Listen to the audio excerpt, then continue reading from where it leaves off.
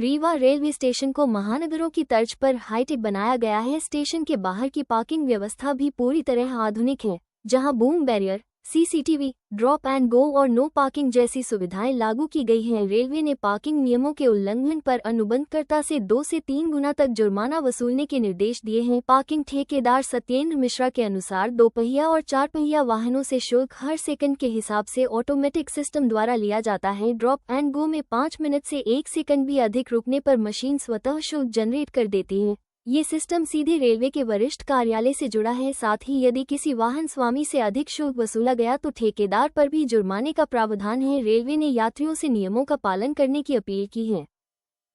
जी बताएं, ये आए दिन जो है रेलवे पार्किंग रीवा की जो है चर्चा का विषय बनी हुई है, आए दिन मीडियाबाजी हो रही है, क्या कहना है आपका? एक्चुअली इसमें थोड़ा लोगों को समझने में दिक्कत हो रही है। थोड़ा सिस्टम बदला है और एक बदलाव आया है एक महानगरों के हिसाब से, तो लोग समझ नहीं पा रहे हैं। एक्चुअल नियम ये है कि हमारे पार्किंग का जो रेट है, आपको पीछे दर्शित हो रहा है, ये पार्किंग का रेट है। सिर्फ पार्किंग का रेट उनके लिए जो पार्किंग में अपनी गाड़ियां पार्क कर रहे हैं उनके लिए। लेकिन जो लोग लाभ उठाना चाहते हैं अपने कम समय में फ्री का 5 मिनट फ्री वाला टाइम जो इस्तेमाल करना चाहते हैं, उनके लिए ड्रॉप एंड गो के एरिया पीछे बनाई गई है। उनको वहां पर पैसेंजर को अपने ड्रॉप करके 5 मिनट के अंदर गेट नंबर 3 से बाहर निकलना है। अगर मान लीजिए उसी बीच में उनको लेट हो गया तो उनको वहां पर रेलवे के पार्किंग के रेट के अनुसार दुगुना पेमेंट करना पड़ेगा। जो रेलवे का पार्किंग का रेट है, अगर गो एंड ड्रॉप में आप ड्रॉप एंड गो में लेट हुए तो रेलवे पार्किंग के रेट का दुगुना पेमेंट आपको एग्जिट गेट में करना पड़ेगा।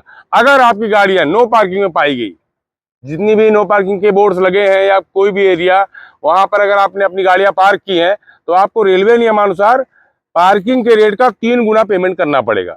इसमें किसी प्रकार से ठेकेदार द्वारा जबरदस्ती या जैसा भी दिखाया जा रहा है कि गुंडागर्दी या कुछ भी, ऐसा कुछ नहीं है। रेलवे नियमानुसार जितना नियम में दिया गया है उसके उपरांत 10 पैसे भी किसी भी कस्टमर से नहीं लिया जा रहा है।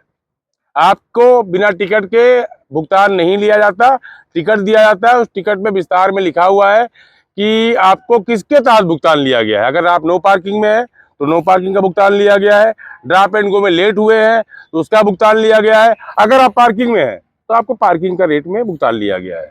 लोगों का आरोप है कि 5 मिनट का इन्हें ड्रॉप एंड गो का समय दे रखा है, उसके बाद भी ये पैसा ले लेते हैं, ऐसे आरोप लगा रहे हैं लोग। इस पे क्या कहेंगे आप? ड्रॉप एंड गो में अगर 5 मिनट ज्यादा लग गया है, 1 सेकंड भी, तो मशीन ऑटोमेटिक है, वो आपसे पैसा तो लेगी, क्योंकि कोई मैनुअल तो उसको हिसाब लगा नहीं रहा है।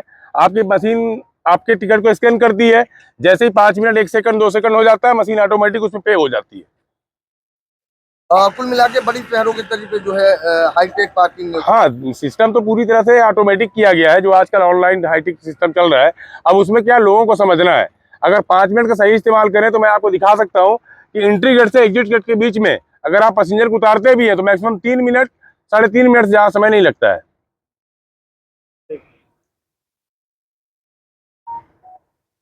ये पार्किंग की क्या नियमावली है और क्या आप रेलवे के निर्देशों का पालन कर रहे हैं कि कुछ नियम आपने खुद बनाए हैं? जी बताएं। देखिए, मैं आपको बहुत छोटे शब्दों में समझाना चाहता हूँ। यहाँ पर अपना नियम तो कोई लगा ही नहीं सकता। रेलवे के जो नियम है उसके अधीन अगर हम काम नहीं करेंगे तो रेलवे खुद हम पर पेनाल्टी करती है। पार्किंग का नियम ये है कि आप जैसे एंट्री गेट से अंदर आते हैं, अगर आपको लगता है कि मैं 5 मिनट में अपने पैसेंजर को छोड़ के बाहर निकल जाऊंगा तो आप ड्रॉप एंड गो का लाभ उठाइए। 5 मिनट में आप 3 नंबर गेट से बाहर निकल जाइए, कोई भुगतान नहीं करना पड़ेगा। अगर आपको लगता है कि मुझे समय ज्यादा लगेगा तो आप नियमित पार्किंग का इस्तेमाल करिए। जहां में हम खड़े हैं ये नियमित पार्किंग है, इसका इस्तेमाल करिए। यहाँ पर आपके साथ पेनाल्टी का कोई या जुर्माने का कोई अधिनियम नहीं है। यहाँ पर पीछे लिखे रेट के अनुसार आपसे चार्ज लिया जाएगा। 0 से 4 घंटा 2 पहिया का 10 रुपये प्लस GST और 4 पहिए का 20 रुपये प्लस GST। समय बढ़ते जाएगा, चार्ज बढ़ते जाएंगे। लेकिन अगर आप 5 मिनट ज्यादा का समय किसी भी नो पार्किंग एरिया में बिताते हैं तो 2 गुना एवं 3 गुना चार्ज रेलवे नियमानुसार आपसे लिया जाएगा। अगर उसको देने में आपको समस्या होती है तो कृपया आप नियमित पार्किंग का इस्तेमाल करें।